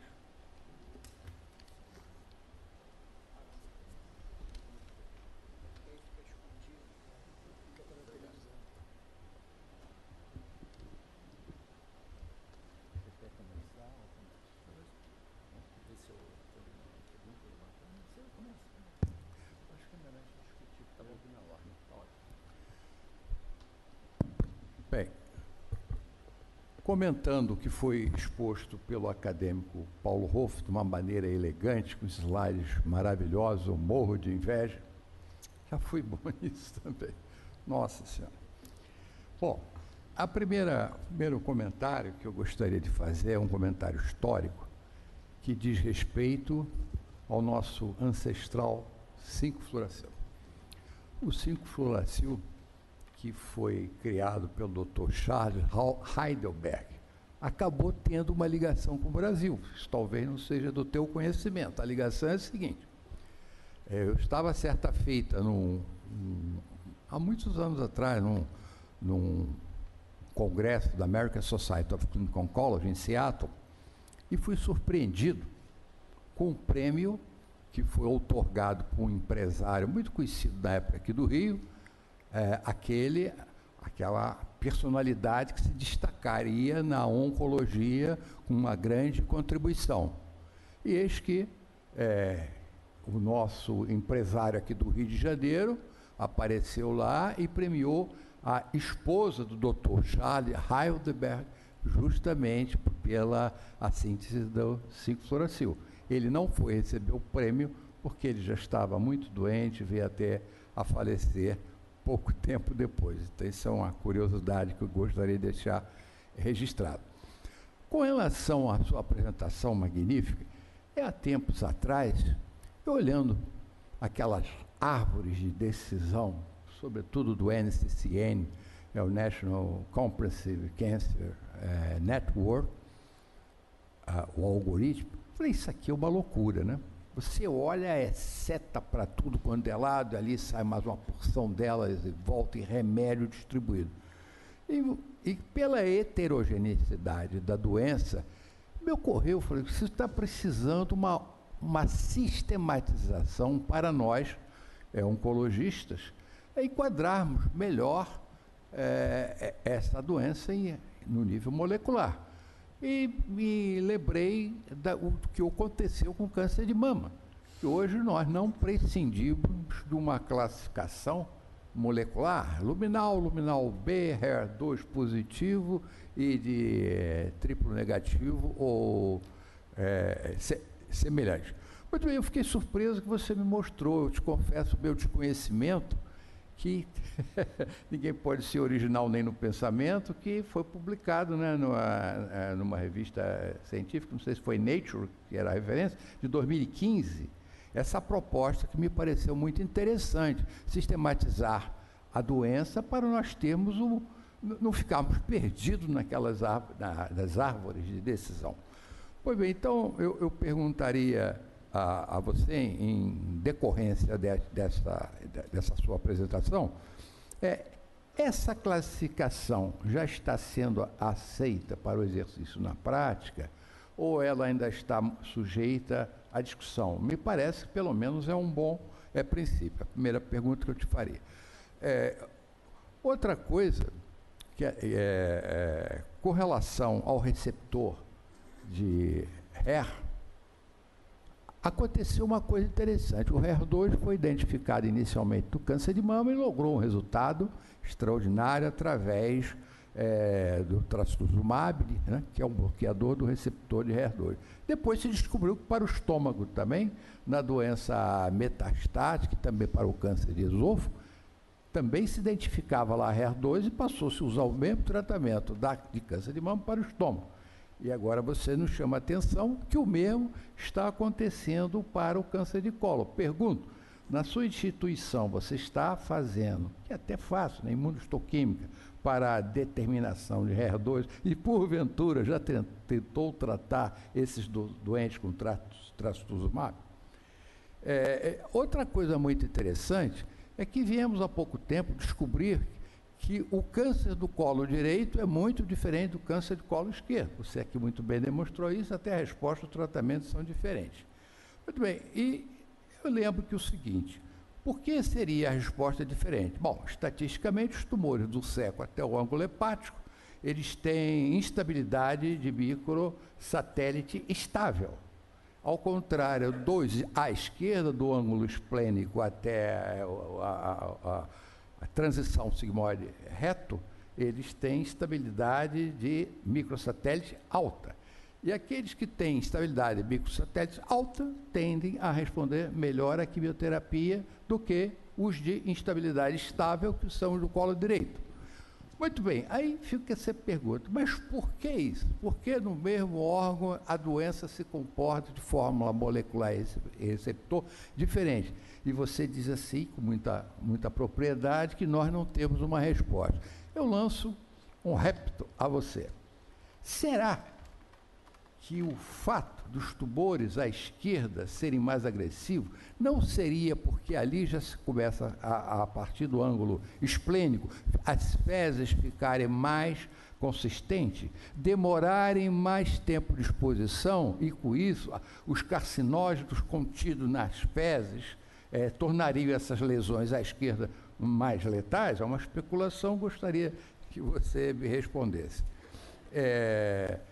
E para terminar, eu gostaria de te cumprimentar e cumprimentar o Instituto de Câncer do Estado de São Paulo, porque há 2 semanas atrás eu tive o privilégio de fazer uma visita à sua instituição, o acadêmico José Gomes Teporão e o acadêmico José Omar Medina Peçanha, e eu fiquei deslumbrado. A instituição ICESP, ela foi construída em 28 andares, todo planejado e com a funcionalidade toda orientada e inspirada pelo Paulo Hoff. O Instituto é todo digitalizado, é todo informatizado. Eu fiquei impressionado, encantado com o que eu vi. E, por fim, domingo agora, dia 6, a instituição criada por ele completou 10 anos de atividade. com direito a 2 páginas completas na Folha de São Paulo, mostrando que aquilo é, e a uma crônica sua na segunda-feira, uma reportagem sua falando sobre essa maravilhosa instituição. Então, eu gostaria, com a anuência do presidente, pedir uma salva de palmas para o Paulo e o seu grande instituto, o ICESP. E para terminar, uns poucos comentários com a apresentação do Eduardo Aquis. Nós, no Instituto Nacional do Câncer, muitos anos atrás, começamos a desenvolver essa técnica voltada mais à carcinomatose peritoneal do ovário. Posteriormente também, como foi que surgiu esse tratamento, que é HIPEC, foi com a carcinomatose do ovário. O colo veio na cauda dessa experiência. E não foi nada animadora a experiência, tanto no HIPEC do câncer de ovário, quanto no câncer de colo, que essa eu já estava saindo da instituição, mas eu soube, através do Dr. Alemar Salomão, que o Instituto não ficou animado com isso. Bom, então quais são os óbices que nós poderíamos fazer? O tempo estimado aumentado do procedimento, que na média é 2 horas. O senhor está muito craque na história, o aumento do tempo é 1h30. Então, 2, custo. 3, morbidade. E outro detalhe que acho que não foi chamado a atenção aqui. O problema da como é que é? É um nomezinho ruim, né?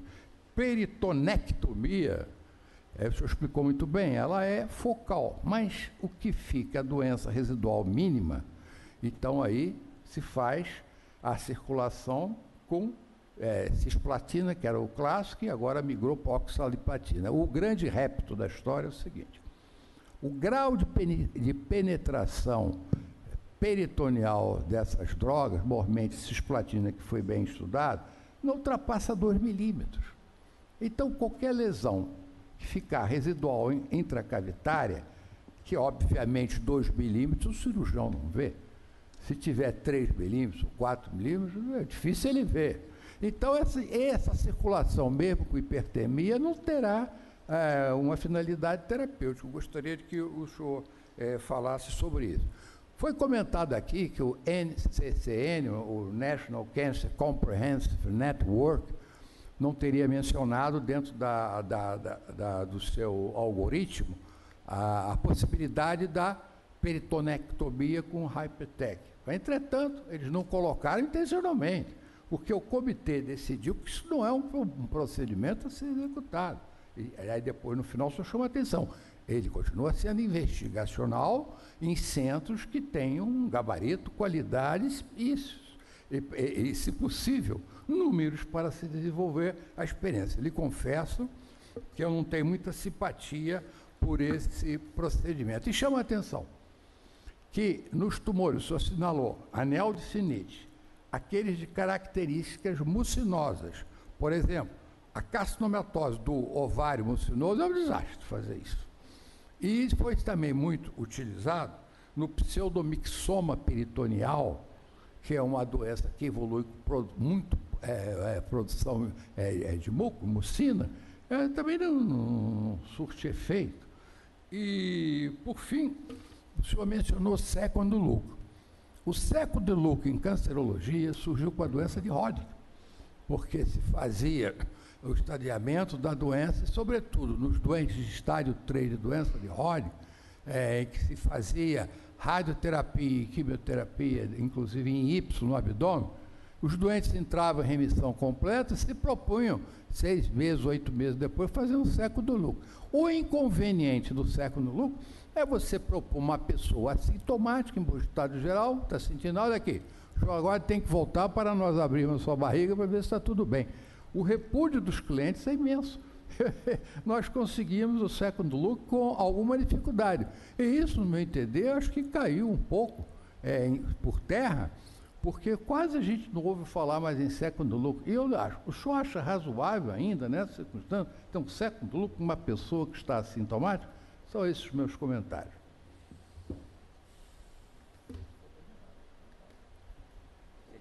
Agora é a sua vez. Eu também gostaria de parabenizar os palestrantes, e o Paulo e o Eduardo, sobre essa apresentação. Eu acho que fica muito claro, diante de tudo que nós vimos, é que as doenças são heterogêneas na apresentação do Paulo, que hoje esses padrões moleculares definem doenças que, na verdade, não deveriam ser classificadas da mesma maneira. Então, e mesmo nos tumores de colo, agora, quando a gente vê essa heterogeneidade, e, de novo, eu quero chamar a atenção nisso, outro aspecto que é importante, quando foi analisada a microbiota do colo esquerdo, é diferente do colo direito. E a importância disso, de fato, se diz respeito à presença do sistema imunológico e a importância dele. O colo direito é mais hipermutado, mas também ele tem maior frequência das mutações de BRAF. Então, esse é um dos aspectos negativos em termos da evolução. Então, eu acho que esse é um aspecto importante quando nós vamos analisar um tratamento como a peritonectomia, que vários desses aspectos não foram avaliados. A questão da quimioterapia adjuvante, a maioria dos pacientes, na verdade, chegam a esse estágio com uma evolução pós diversos ciclos de quimioterapia.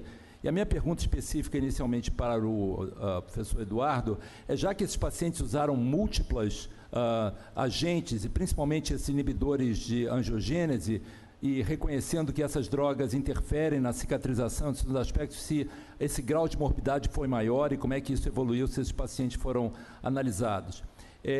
Esse aspecto eu acho que também é importante. Eu gostaria que o Paulo comentasse sobre a toxicidade hepática desses agentes nos pacientes que são submetidos à quimioterapia neoadjuvante. Esse é um dos aspectos relativos ao tempo de observação, e nós estivemos conversando com o acadêmico Brandão aqui no outro dia, que ele teve a oportunidade de acompanhar uma paciente que desenvolveu doença veno-oclusiva, um dos aspectos que determina o tempo de evolução. E a outra questão também é um aspecto mais prático que eu vivi recentemente. Nós sabemos que o fluoracil, em 15% dos pacientes, pode estar associado a vasoespasmo coronariano. E, de fato, esse é um aspecto que, mesmo na triagem, a história de doença coronariana prévia ou não, muitas vezes não é algo que é ressaltado. E como é que isso é abordado? E se naquele paciente que desenvolve vasoespasmo, existe alguma possibilidade de isso ser considerado, relevado, se esse paciente, por exemplo, existe alguma alternativa, já que o fluoracil é a espinha dorsal do tratamento. E a última questão que eu queria mencionar é sobre a toxicidade associada com a capecitabina e mesmo esses inibidores de timidolate sintetase. E hoje existem vários desses testes moleculares que são capazes de identificar tanto a toxicidade ao fluoracil quanto também ao irinotecano. E se isso deveria ser incorporado na nossa prática clínica. Muito obrigado.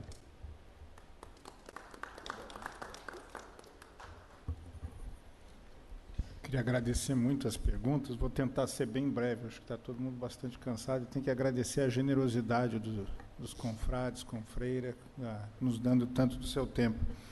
Então, primeiro, a classificação é algo maravilhoso, né? Finalmente nós avançamos no câncer coloretal e começamos a tratá-lo da maneira moderna. E fico muito feliz, eu não consigo dizer o sobrenome do Rodrigo, é Rodrigo Dimstan, é difícil de falar, mas é brasileiro, participou dessa correlação. Isso foi uma avaliação que foi feita juntando vários trabalhos e fazendo, então, uma harmonização dos resultados. O que tem de relevante para nós nesse momento? Claramente existem 2 subgrupos piores e 2 subgrupos melhores. E para um dos piores, que é o CMS1, que é o imunogênico, nós temos algo a se fazer, que é a imunoterapia, desde que se tenha recurso para fazer um tratamento que custa R$50 mil por mês, né?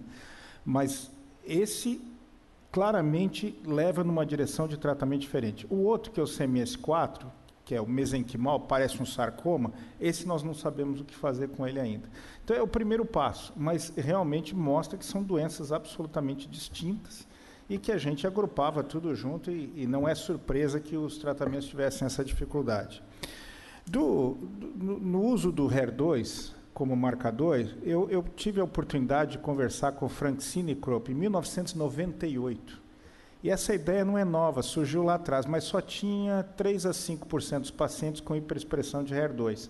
Hoje a gente acha que isso é ok e desenvolve a droga. Naquela época se abandonou e levou um longo tempo, até vir um estudo italiano, Heracles, que mostrou que o uso do anti-HER2, nestes poucos pacientes que têm alteração, tem impacto significativo. Respondendo à sua pergunta, eu tenho 2 pacientes, coincidentemente são mulheres, usando. Uma delas está com a doença controlada há 3 anos. 3 anos, depois de ter falhado todas as linhas para câncer coloretal. Claro que uma paciente não faz uma série, né? Mas mostra que realmente para alguns pacientes vai ter atividade. Pena que é muito raro, a gente realmente não vê isso com nenhuma frequência. Quanto à lateralidade, e o Dr. Tabak também fez comentário sobre isso, claro que o lado direito, que é pior, o lado direito tem características diferentes. Primeiro, o CMS1, que vai muito mal com quimioterapia, mais comum do lado direito. Alterações de BRAF, mais comum do lado direito, mas é só 5%. Quando você desconta para a alteração molecular, ainda tem diferença dos pacientes. Então, claramente é isso, é uma diferença molecular. Só que a gente não conseguiu identificar até agora quais alterações seriam essas. Pode ser a biota, pode ser algum tipo de alteração molecular intrínseca do tumor ainda não identificado. O Foundation One testa 480 genes, nós temos quase 30 mil genes. Sabe lá que outros genes não foram ainda identificados e pode ter uma relação, né?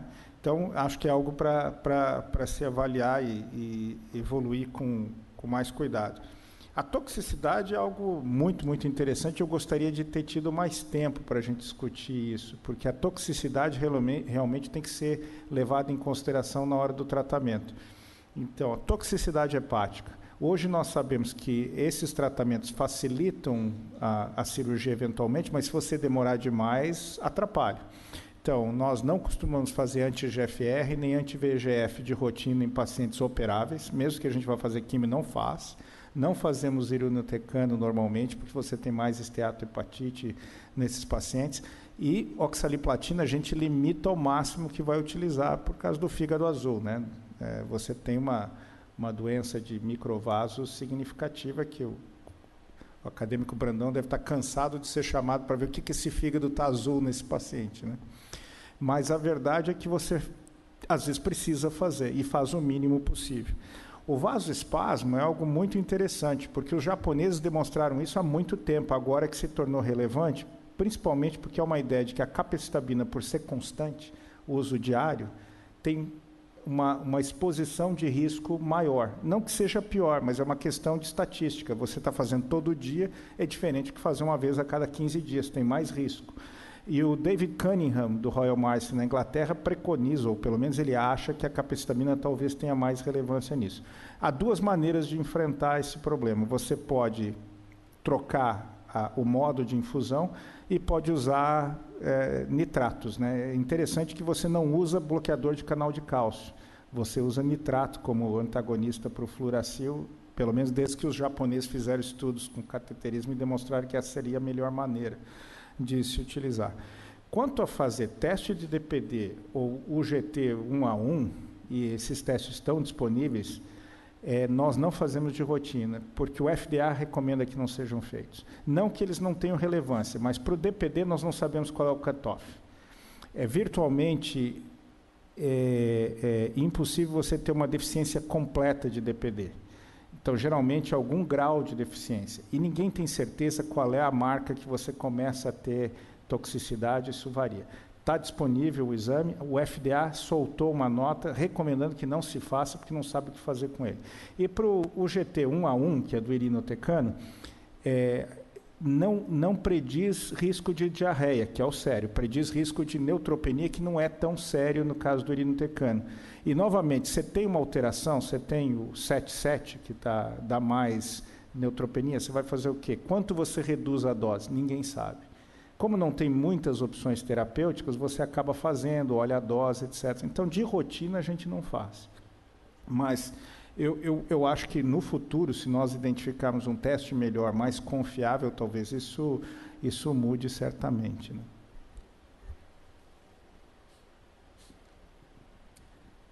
Ok. Queria agradecer as perguntas muito interessantes que me foram feitas. Respondendo inicialmente ao acadêmico José Carlos Vallen, realmente é verdade. O primeiro estudo foi um estudo de farmacodinâmica em câncer de ovário, baseado na CIT, nos pacientes que evoluíam com carcinomatose. E foi um modelo matemático que começou, então, na década de 70, da ideia da movimentação do líquido, do conhecimento da carcinomatose, e daí então o modelo de fazer um tratamento intraperitoneal. Em relação à penetração da droga, isso é importante. Eu comentei na apresentação que é importante você acreditar no negócio e tentar fazer uma citorredução completa. E a gente sabe os pontos que um nódulozinho do tamanho de uma cabecinha de alfinete fica. E um tamanho de cabecinha de alfinete, a quimioterapia HIPEC não resolve. Então, tem vários pontos cegos que a gente vai atrás, no pilar, junto do lobo caudado, junto da veia cava, são lugares que esconde, atrás do baço. Então, tem pontos que a gente sabe. Nos apêndice piploicum, vários nódulozinhos que você não observa, a gente resseca sistematicamente. Então, assim, a droga não penetra mais do que 2 milímetros. Então, você não pode deixar a doença visível, senão não funciona. Essa é uma falha importante. Quanto ao NCCN, e só agora abrir a possibilidade de, quem sabe, num centro de experiência fazer HIPEC, foi mais uma brincadeira no sentido de que ele era totalmente contra e hoje já abre uma pequena brecha de uma possibilidade. Com estudos de fase 3, certamente isso deve mudar um pouquinho. Mas só lembrar que o NCCN é uma reunião de experts, não é um estudo somente condutas baseadas em evidência.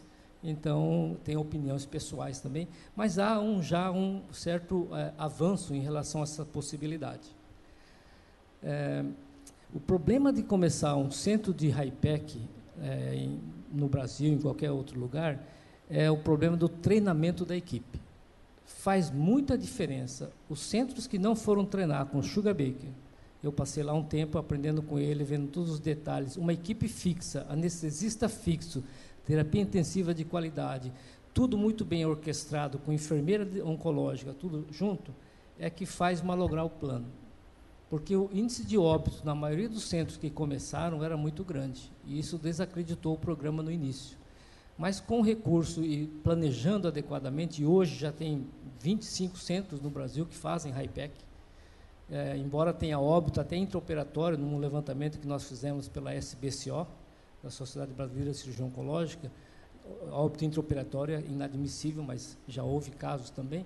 Mas o problema que eu sempre falo, quando alguém quer começar um centro, é manter uma equipe de anestesista o tempo todo o mesmo, não troca anestesista, a equipe o mesmo, sempre igual.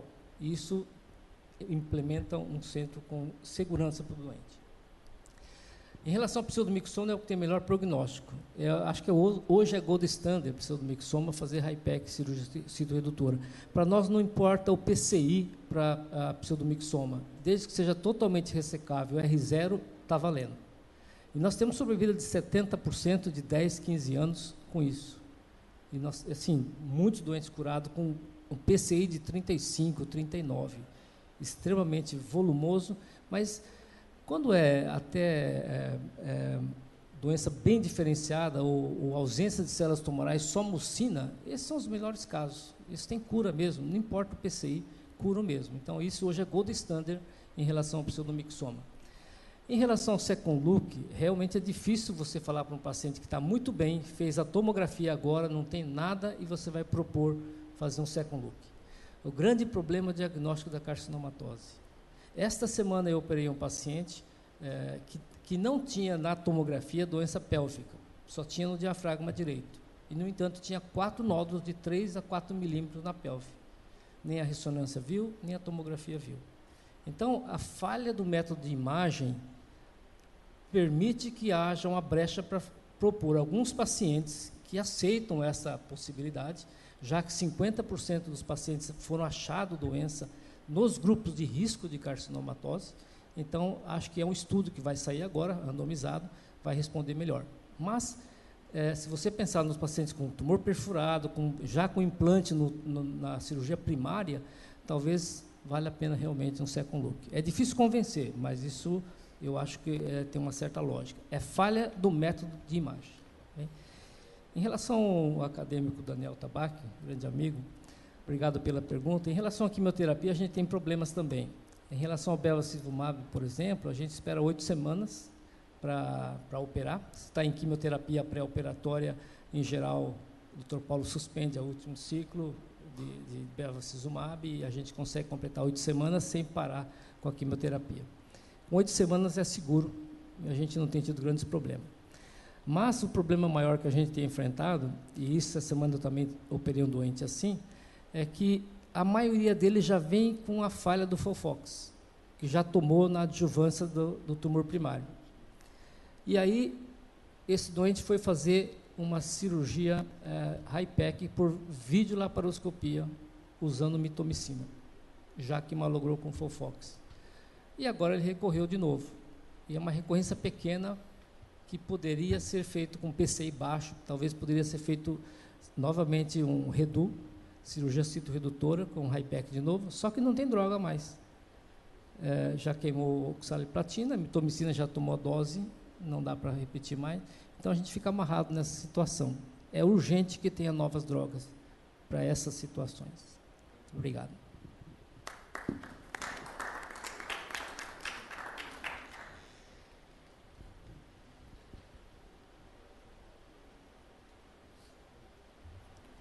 Bom, o Brandão lá, o acadêmico Brandão, quer fazer um comentário, uma pergunta. Senhor presidente, colegas acadêmicos, professor Paulo Rossi, Daniel, José Carlos do Vale, parabenizá-los pela mesa. Eu queria fazer uma pergunta ao Paulo sobre essa questão que ele levantou. Recentemente conversei com o acadêmico Daniel Tabaco sobre 2 pacientes que acompanhei com essa síndrome oclusiva sinusoidal, essa doença chamada veno oclusivo, o fígado que você comentou, o fígado azul. 2 pacientes com câncer coloretal, metástase coloretal e fazendo oxaliplatina, né? E rapidamente desenvolvendo hipertensão porta-plaquetopenia, esplenomegalia, varizes de esôfago e hemorragia digestiva. Uma coisa que me chamou a atenção é a velocidade com que desenvolveram essa síndrome veno-oclusiva. Então, saber se você tem alguma experiência com essa droga chamada defibrotide, que é dita como sendo uma droga que poderia tentar, de alguma forma, diminuir o mecanismo de trombose desses ramos intrahepáticos sinusoidais. Uma outra pergunta, Paulo, com relação ao nivolumab. Se a gente tem testado o nivolumab, é uma droga experimental para tratamento de hepatite B, mas ela foi já quase que um pouco abandonada, porque tem dado muita pancreatite aguda grave em pacientes com hepatite B, tratando com nivolumab. Se você também tem visto isso nos pacientes com metástase coloretal. Com relação ao irinotecan, a esteatohepatite nesses pacientes é bastante descrita, né? Mas o que me chamou muita atenção, me preocupou muito, foram esses casos que a gente viu recentemente de síndrome de doença veno-oclusiva com hipertensão porta e evolução rápida para varizes de esôfago e plaquetopenias, muito importante. Se você tem visto isso com muita frequência na tua prática clínica.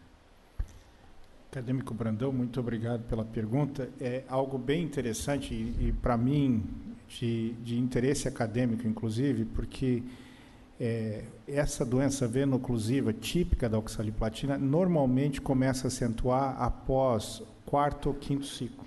Não é tão evidente antes. E, inclusive, nós descrevemos, na experiência do MD Anderson, acabamos publicando, 68% dos pacientes têm um grau de doença veno-oclusiva suficiente para causar esplenomegalia e trombocitopenia. O interessante é que esse é o padrão normal. Depois de 4 ou 5 ciclos, começa a acentuar-se a doença veno-oclusiva, sinusoidopatia, vamos chamar assim, a esplenomegalia, a trombocitopenia, e ela vai piorando ao longo do tratamento, ao ponto em que algumas vezes você tem que suspender o tratamento por trombocitopenia. Mas essa é lenta, é meio insidioso, vamos dizer assim, e há virtualmente 100% de melhora em até 18 meses, inclusive com redução do volume esplênico desses pacientes. A gente até documentou. Eu não estou ciente se há algum tratamento realmente efetivo. Nós publicamos o impacto do bevacizumab. E é interessante que quando você faz FOLFOX e bevacizumab, você tem menos deste evento do que quando você faz o FOLFOX sozinho. Então, o anti-VEGF parece dar algum grau de proteção. Eu não tenho experiência com essa nova medicação. Agora, devo dizer o seguinte, o caso que você está descrevendo não é o usual, mas eu já vi. Eu tive 2 casos de pacientes que evoluíram com cirrose hepática, rapidamente, irreversível. Os pacientes ficaram com cirrose para o resto da vida. Eu tenho 2 pacientes em acompanhamento, tratamento adjuvante, que é quase que uma catástrofe. O paciente está curado do câncer coloretal, mas vive com as complicações de uma cirrose hepática sem nenhuma, não conseguimos achar nenhuma outra razão, e os 2 tiveram esse caso de uma evolução rápida com os doxaliplatina na adjuvância. Então, é raro, mas descrito, né? Então, eu acho que, infelizmente, parece que esse caso está mais dentro deste, que não é o usual, mas aparece de vez em quando. Do nivolumab, a gente não tem muita experiência com pancreatite com nivolumab. Acho que temos tido sorte, não sei se o Dr. Tabac teve alguma experiência distinta. Que desenvolveu pancreatite, mas essa é uma questão do uso. Quer dizer, todas essas alterações imunológicas vão começar a surgir progressivamente. Mas eu já tive a infelicidade de ver cardite, pneumonite, muito comum hipotireoidismo, está sendo agora, é algo que a gente monitora com frequência, mas pancreatite é menos frequente, mas acontece com certeza. Bom, temos que terminar, infelizmente, mas devido ao adiantado da hora, o Zé Carlos não quer que acabe nunca, você está adiantado. 5 minutos. Eu vou falar 15, você está adiantado, deixa eu falar os 15. Não, é só para terminar e agradecer ao Zé Carlos, um excelente trabalho junto com o Paulo Hoff. Foi realmente uma tarde excepcional, desde 2h30 da tarde aqui, com intervenções brilhantes e questões brilhantes também da audiência, que complementaram muito bem, que possibilitaram a todos os oradores que pudessem expandir ainda mais, esclarecer ainda mais sobre esse tema difícil, complicado, mas que foi apresentado de uma maneira muito compreensível, muito didática, e, portanto, quero parabenizar e agradecer a todos que vieram, inclusive aqueles que vieram de fora do Rio de Janeiro, os colegas do Rio de Janeiro também. Excelente. E dizer que a Adbia está de parabéns por essa tarde, que na primeira parte tinha muita gente, mas é normal que fique até o final, mas mesmo até o final ainda tem bastante a bancada acadêmica presente aí, que demonstra o sucesso, o interesse no tema, mas principalmente nos oradores, a maneira com que tão bem falaram e nos interessaram tanto. Eu cheguei de uma viagem de longe, 12 horas de avião, uma greve de táxi, não tinha carro para eu ir para casa, vim para cá e não dormi um segundo e nem senti sono. Para demonstrar que... E um tema que não é meu, né? O meu tema foram 5 minutos do Paulo aqui, que eu quero agradecer, mas nós vamos fazer exatamente um simpósio de psico-oncologia, ou oncopsicologia, e ele vai estar, já está convidado aqui com o Zé Carlos, aqui, que eles organizam muito bem, o Adolfo também, evidente, ele é o culpado de tudo, responsável. E agradecendo mais uma vez, damos por encerrada essa sessão. Muito obrigado, boa noite a todos.